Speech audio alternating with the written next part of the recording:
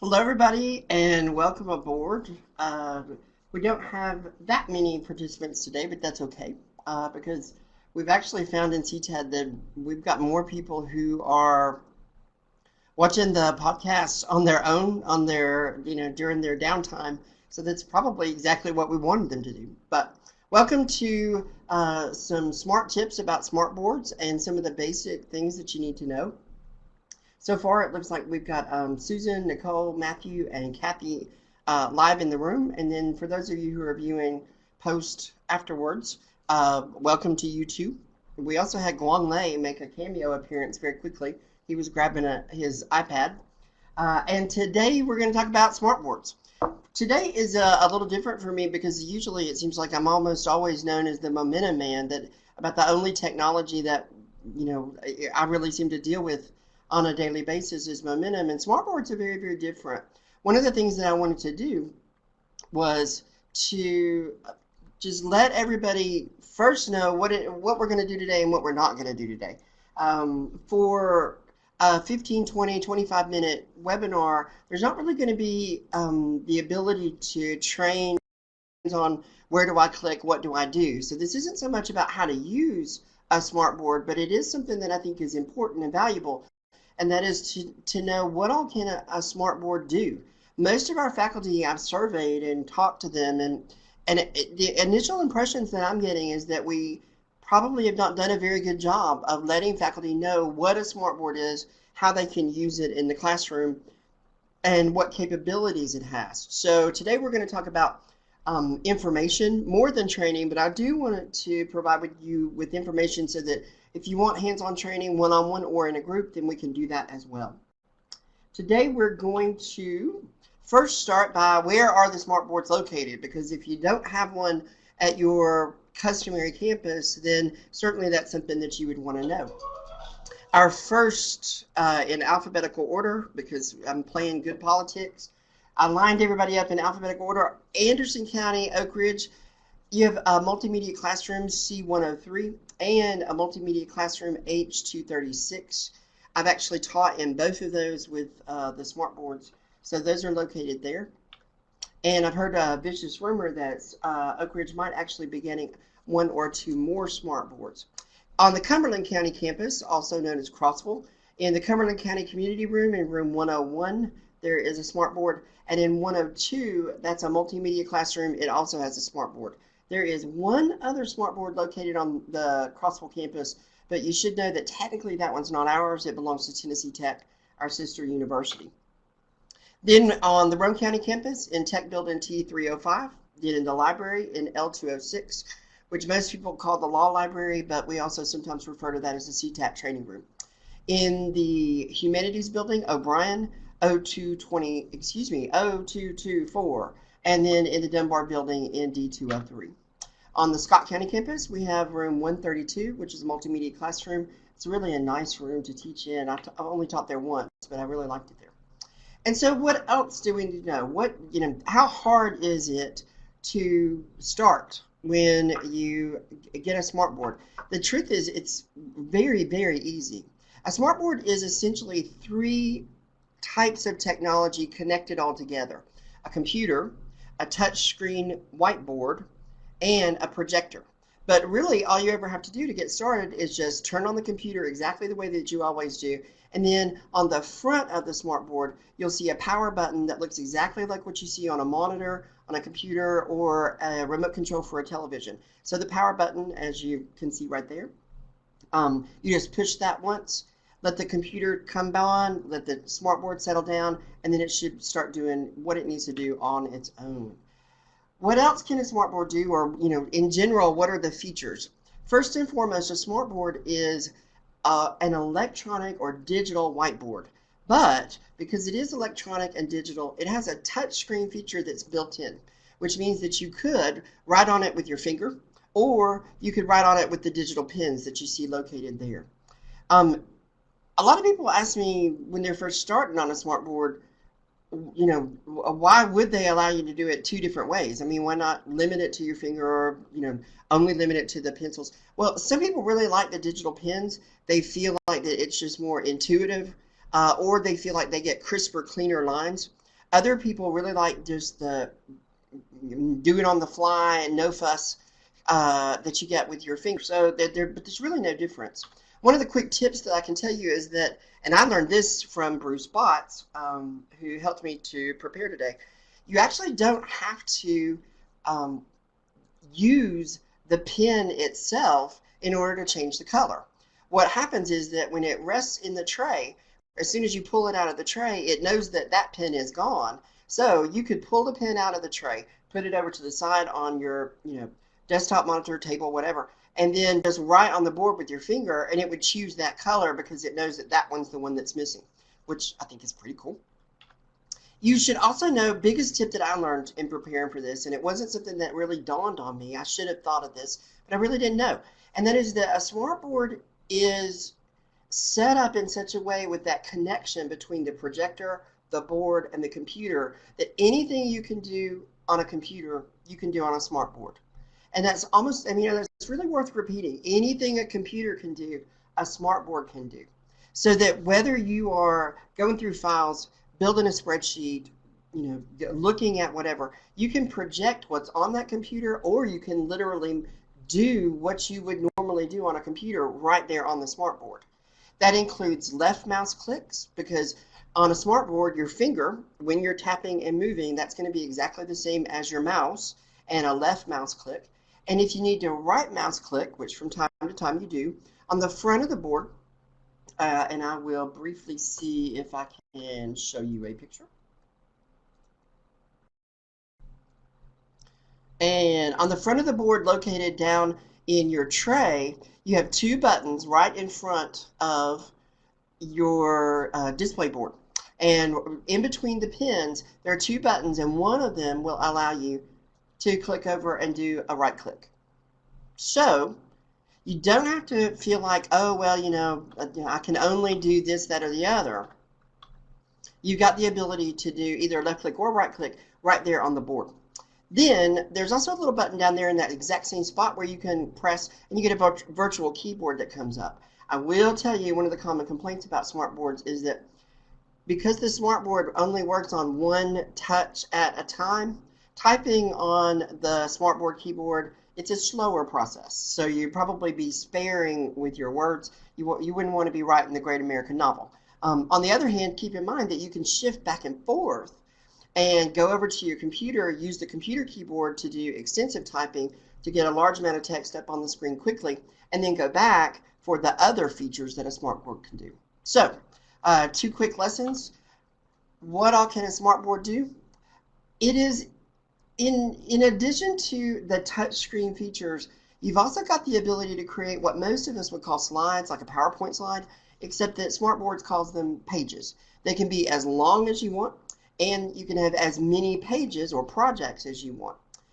You can draw on them, you can annotate on them, you can also do something that I did not know how to do until I was preparing for this. You can handwrite on a smartboard, then select it literally just by touching it with your finger. It recognizes that as an object, and when you touch it, a pop-up window will drop down from that, and one of the options there is recognize. You click recognize, and I swear to you, because my handwriting is awful, so if it can do it for me, it can do it for anybody. It will recognize what word you have written and convert it into Times New Roman or Arial, whatever font you prefer. That is just like really cool. I had so much fun with that. The other thing is that you have the ability, because the smartboard will recognize that whatever you've got up on that screen, text over here, picture over there, graphic over here, a table down here, it recognizes all of those objects, and you can click, hold, and drag those and move them wherever you want on the board. You can even rotate them clockwise, counterclockwise. It is a really interesting free experience, because when you're on a traditional whiteboard, whatever you've put up there, you're pretty much locked in. I mean, it is where it is. But if you decide later that you need to move it, doing those kinds of things on a smartboard makes it very, very easy. And then a feature that I think that people probably have either overlooked or they didn't know about, and that is the ability to store or record or save what it is that they've done. And there's more than one way to deal with that. Let's say that I save it just in the native smartboard format. I might do that if, let's say I'm teaching general psychology, 2 sections back to back, and I've got a Monday, Wednesday section, a Tuesday, Thursday section. I might create a presentation on Smartboard on the fly as I go in my Monday class, save that, and then for my Tuesday class, I could just pull it up and it's already pre-packaged and done for me so that I can just walk through it. I don't have to create it on the fly again. I'm presenting more than creating. That's really, really good in terms of trying to save time and good organization skills. Some other features that I think that people might have overlooked, there is a spotlight feature, which is really neat. What it does is it blacks out everything on the smartboard screen except one little small area that you want students to focus on. That's kind of cool. Another feature that I learned about just a couple of weeks ago was called the screen shade, which means that you've already got something pre-prepared, but you don't want your students to see it just yet. And so you're essentially putting this shade over the top of it, and you can progressively reveal inch by inch as much or as little as you want when you want, so that you don't have people who are sort of guessing ahead. They can stay in the moment and not get lost in future presentation stuff that you've got coming. As you might also presume, smartboards have the ability to make really sharp, professional looking shapes and figures, any geometric shape that you can think of. Stars, diamonds, hearts, polygons, rectangles, circles. But then some features that can add a whole different dimension. And those are the ability to record. Literally all you'd have to do is just have some type of microphone. You could have a digital mic, which of course, CTAT and NTS have some. Or you could have the headset so that you're a little more, mobile. That audio recording can be created and placed right in with everything else that you're doing in the smartboard, so that if a student or another class needs to view it in that smartboard format, if they have the software, they could just go through the whole lesson and hear you not only hear you speaking about it at the same time that you're creating whatever it is that you've got on the board. That's really pretty impressive. We'll talk about one of the not so great things or negative downsides of that in just a minute, but I will admit that was a pretty impressive feature. Because you also have your computer, and your computer is automatically connected to the internet, then of course you also have the internet. So that, let's imagine that you wanted to pull something up on the fly. Just a minute ago, that's exactly what I did. Just kind of pull that over and show you an internet image. That would also include YouTube videos, or whatever other types of things that's out there on the net that you think might be good for students. And then one of the many things that I learned, I had no idea or had never really considered using a smartboard as a tool to create a two-connection video conference, but it's perfect for it.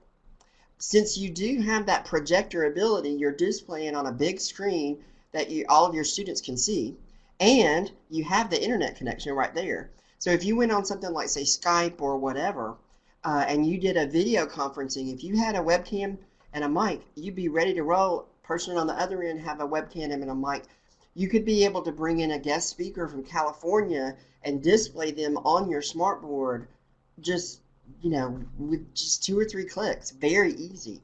It never dawned on me that you could do that, but it makes perfect sense. I'll also say that the smartboard technology, even though I haven't done this personally, has the ability to connect between smartboards through a network or an internet.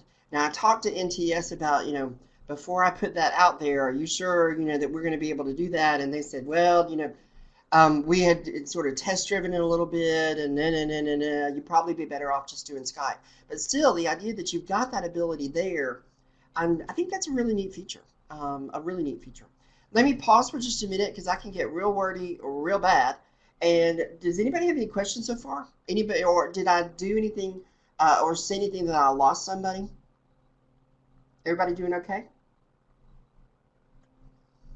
And keep in mind, you've got chat if you need to ask a question, or you can also don't forget your little icon. You can raise your little hand.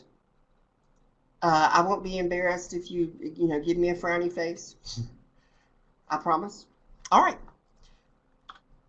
The next thing, and this was something that I sort of played with over the course of the last 2 days, as I was wrapping up and finishing up what I felt like were things that a lot of people didn't know. There's more than one way to import and pull in information into a smartboard, because when you open up your smartboard notebook, it is essentially just, a blank white screen, and it's displaying it up on the smartboard behind you so you and your students can see it. But you can pull in Word, Excel, PowerPoint, and other things. I also saw a fascinating, really slick guy from Scotland. I mean, he must be like world's best teacher because he was so good.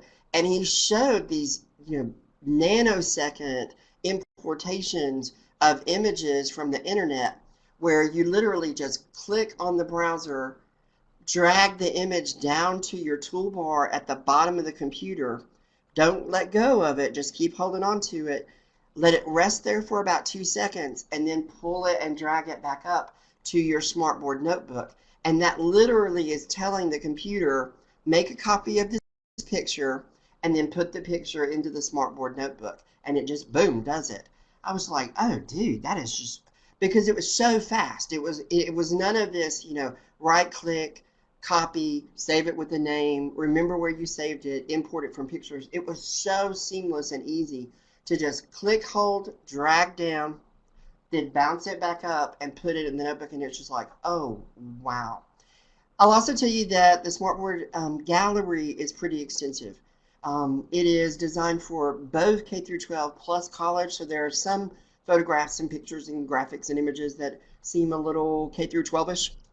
On the other hand, it had photographs of every nation in the world, every flag of every nation in the world, different types of cultures, people, things that you could explore with geography, just all kinds of things. And they had some anatomy pictures that were so good that they were way past professional. They looked like exactly what you would see in a very intensive and expensive type of software that you purchase on a CD-ROM or something.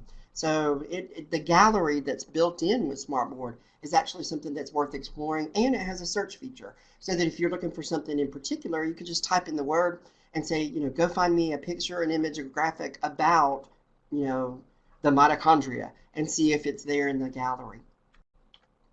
Now, I don't want to oversell the SmartBoard because number one, we only have so many, so we don't want to create too much supply and demand. But number two, it maybe not be. It might not be something that's for everybody. Everybody might not want to do this.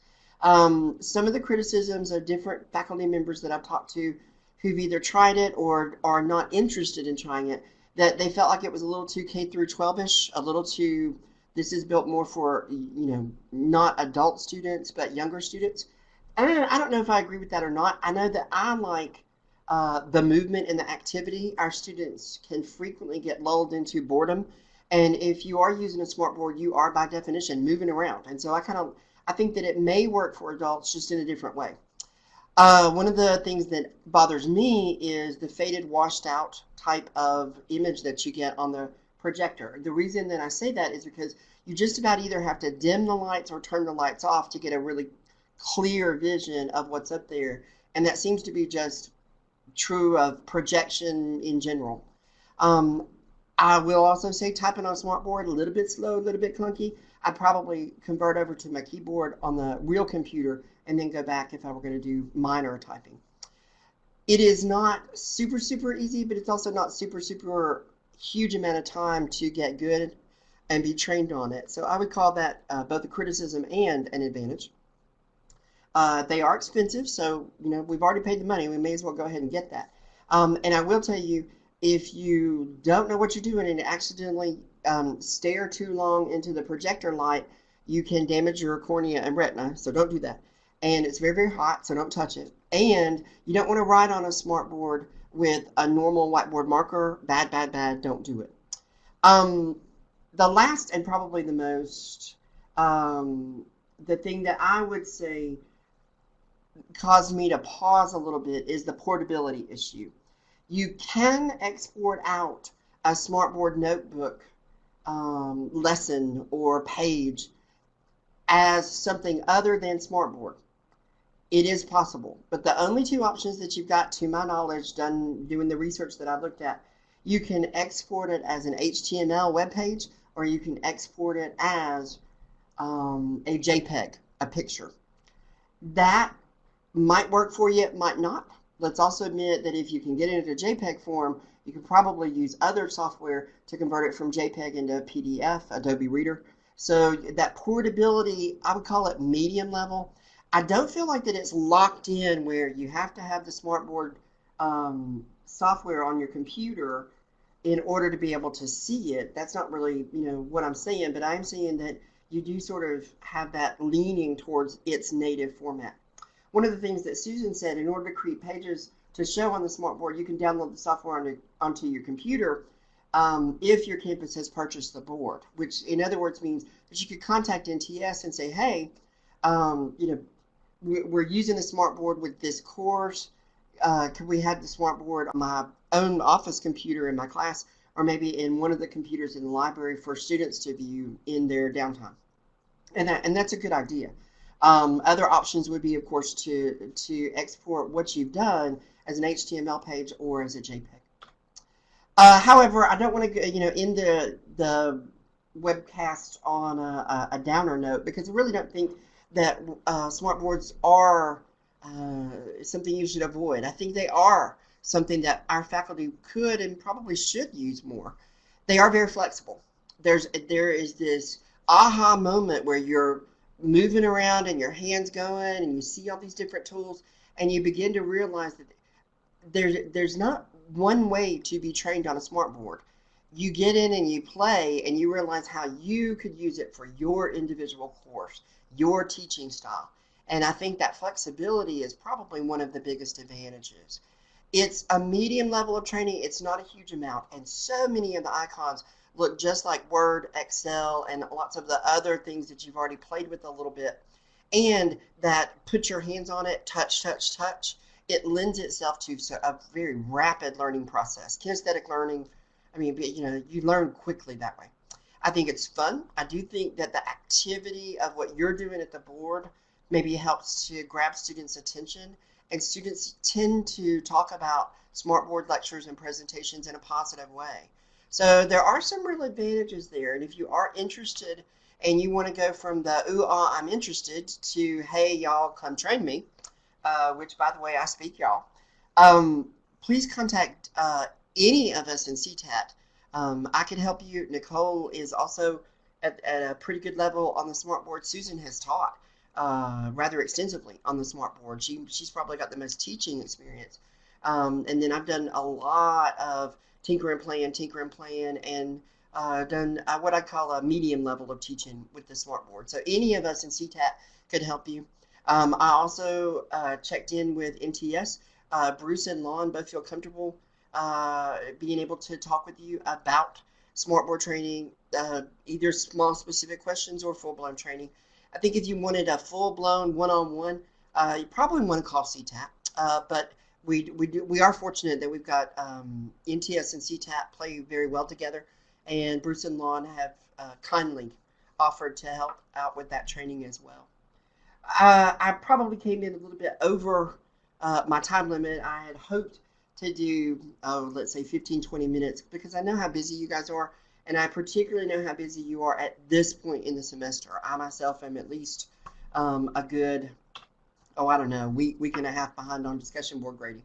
On the other hand, I don't want that to stop you from asking questions or just throwing in some comments, maybe an experience that you've had with the SMARTboard, good or bad, to let us know what it is that you think. And your feedback is very valuable. Even if you're watching this recorded later, not live, please let us know, because I think both CTAT and Network and Technical Services, the help desk, we need to know whether we should invest in more SMARTboards or just stay with the ones that we've got. That they are rather expensive per unit, and we need to know how to allocate our money wisely. And so let me just open up the floor. Anybody who has a question, a comment, anything at all, I am more than open to that. Don't be shy. Kathy Rhodes is typing, and she says thank you, and you are very welcome. Nicole is typing. Susan and Nicole are both typing. Thank you. Thank you very much. And I agree with Nicole. Very often, people tell you, oh, we'd love to help you, just call us. And you think, oh, they don't mean it. We do mean it. CTAT really does want to help you if we can. You're very welcome, Matthew. Very welcome. All right. If something pops up in your mind and you get a question later, please feel free. Just give me a buzz on the phone, send me a text, send an email through RadarNet, and then we can get in touch, make sure that you've got what you need. Have a great afternoon. I appreciate your time, and go check out your local SMART board, whatever campus you're at. Have a good day.